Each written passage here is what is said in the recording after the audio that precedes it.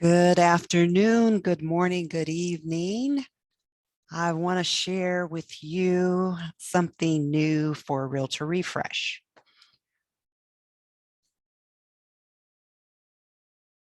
And part of what I want to share, sorry, I keep getting these alerts popping up on my computer. I think it's time to buy another laptop. But have you ever been in a situation where you're with a group of friends and one of them just happens to casually say, so and so just sold their home and they're buying another one in another area. Now, there was a time that would really bother me and I would really get upset and feel, how could they sort of thing. But I've come to realize I have a responsibility in that process. I have personal responsibility in a process. I have to ask myself the question, did I do everything that I could to stay in contact, to provide maximum value from the time we had the last transaction until to date? And if the answer is no, I have not given any value, then who am I to say, or what rights do I have to feel entitled to list that person's property? Well, hello, my name is Kathy Cross Reese, and we are doing the Realtor Refresh three 3-day free 3 days for 30 minutes. And so I want to share with you some insights on how we can do some seller hacks, not necessarily hacking the seller, but seller hacks, things and ideas that I want to share with you that will help you to grow your business. We're in a seller's market right now. Most of the nation is in a seller's market. And so wouldn't it be great if you increased your inventory by having more listings? I think so. So I want to share with you something a coach of mine provided. His name is Bubba Mills. He provided some CEO mindsets. And I think the first step to prospecting is mindset. What's happening with you? Like in the story I told you, what's happening to me is that I've come to grow in personal responsibility and self-awareness to where I know that I'm not giving maximum value, or I know I am giving maximum value, and I'm okay either way, because I have to be okay either way, because I can't let external dictate internal, if you know what I mean. So I'll start with the number one CEO mindset shift is, first of all, you own your own business and you decide when to work. Let me scroll back on the screen. Sorry. My screen kind of went down temporarily. So let me scroll my screen back up. Okay. So number one, drum roll, brrr, get married to your outcomes. What is the end result you want? What is the goal you want? The desire, the dream, the destination, whatever it is you want, then you decide as a CEO, you get married to it. When you get married, it's for life, right? So if you want this result, you get married to it. That means you make a decision, you're committed. That's what I take from it. You're committed. Number two, stop wasting time. Stop wasting time. Hire someone, right? You can't do it all yourself. Sometimes I think no one can do it like me. Well, I'm wrong. You're wrong too. Someone else can do it and probably better, and it saves you time, right? You pay for speed. Another one of my coaches said that you pay for speed. You pay someone a little bit more, you might hire I think it's called Fiverr. I'm saying it wrong, but you could hire a virtual assistant. You could hire all sorts of things, a transaction coordinator, whatever it is you need to hire so that you can get in front of more people to get more business. You can have more conversations to get more sales. Number three, schedule your downtime.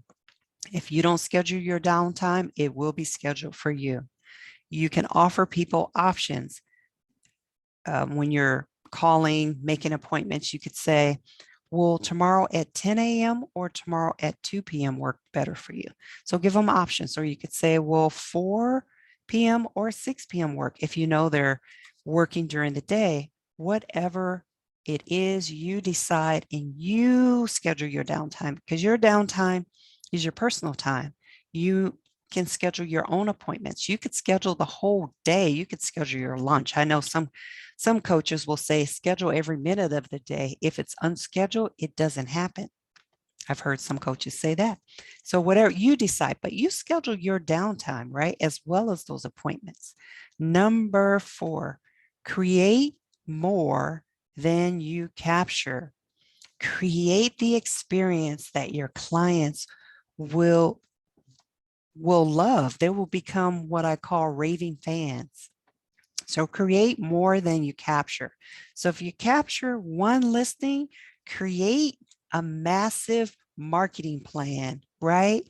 That's going to wow the seller and wow the market so that you dominate that listing. Okay. Number 5, make decisions based on where you want to be in the future. Bubba says 10, 20 years. I'd say schedule out 5 years. Do some vision casting. Where do you want to be 5, 10, 20 years from now? Do you see yourself still in this industry? Do you see yourself retired?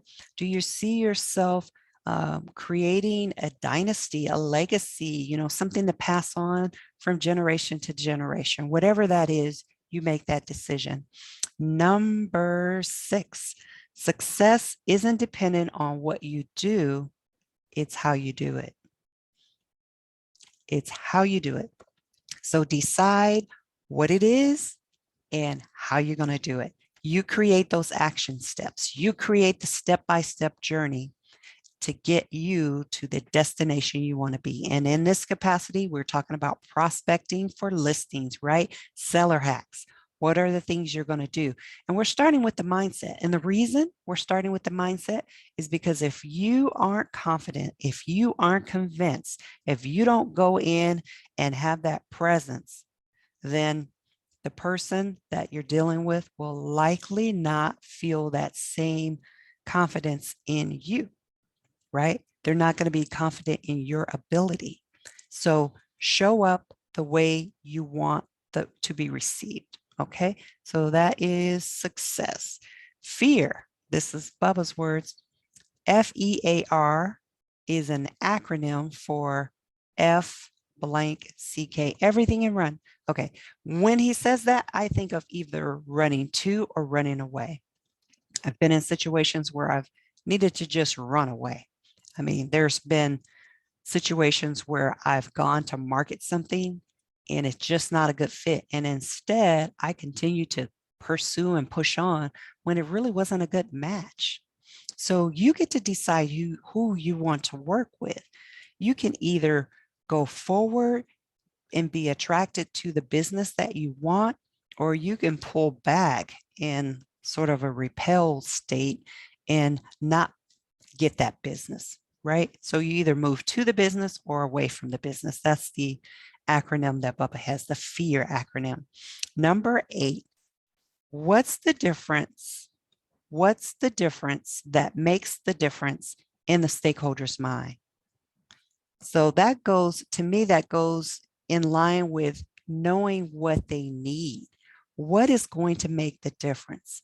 Is making a difference that they don't include a certain item that's in the house that's typically included with a normal transaction. What's important to them? Are there reserved items? Is there something that they want to still be maintained?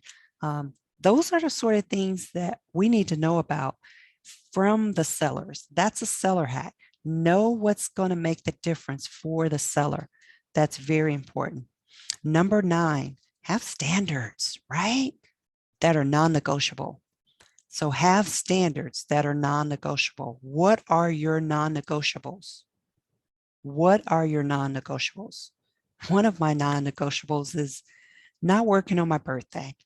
Okay, that's once a year. I figured I earned it. Okay, non-negotiable, but that's kind of vague, right? For the client, all they need to know is you're not available. They don't necessarily need to know it's your birthday unless, of course, they want to celebrate it with you. But think of your non-negotiables. What are the things that you will not stand for?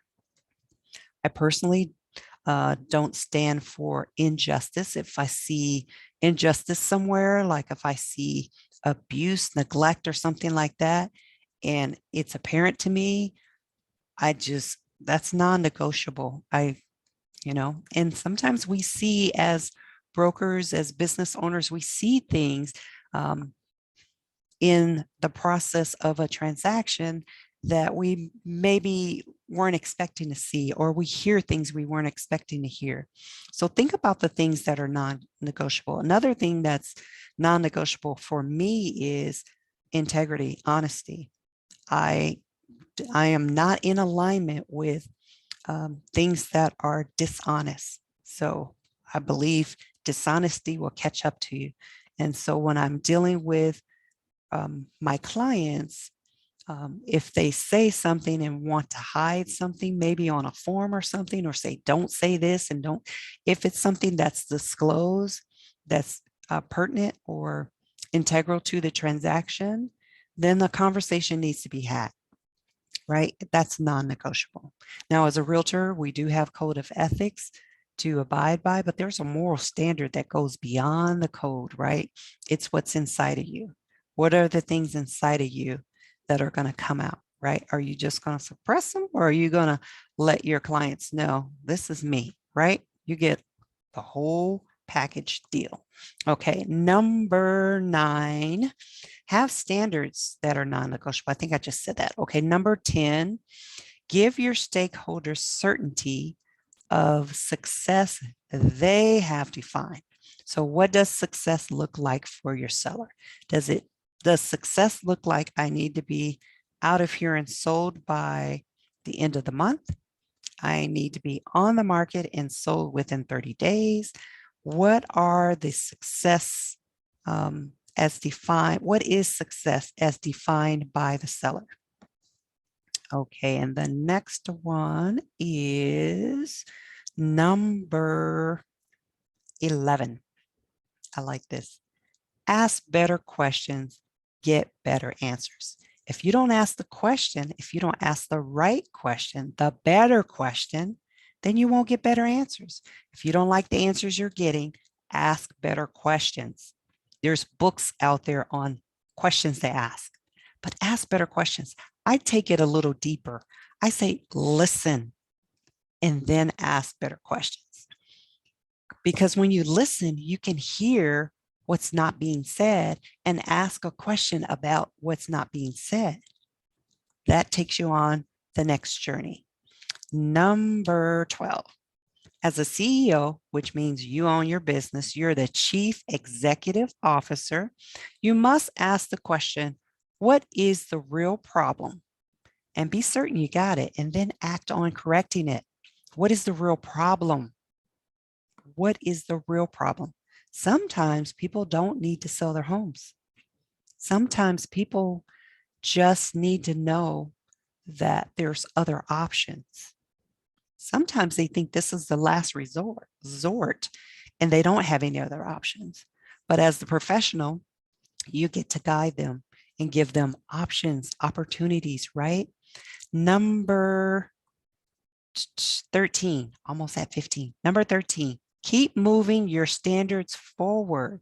So your standards, keep moving them forward, right? You don't want to keep your standards close to you and not move them forward. You want to move your standards forward. So first of all, you got to have some standards, right? So move your standards forward and keep them moving forward, because that's how you grow. That's how you excel. That's how you get more momentum. That's how you accelerate into more business.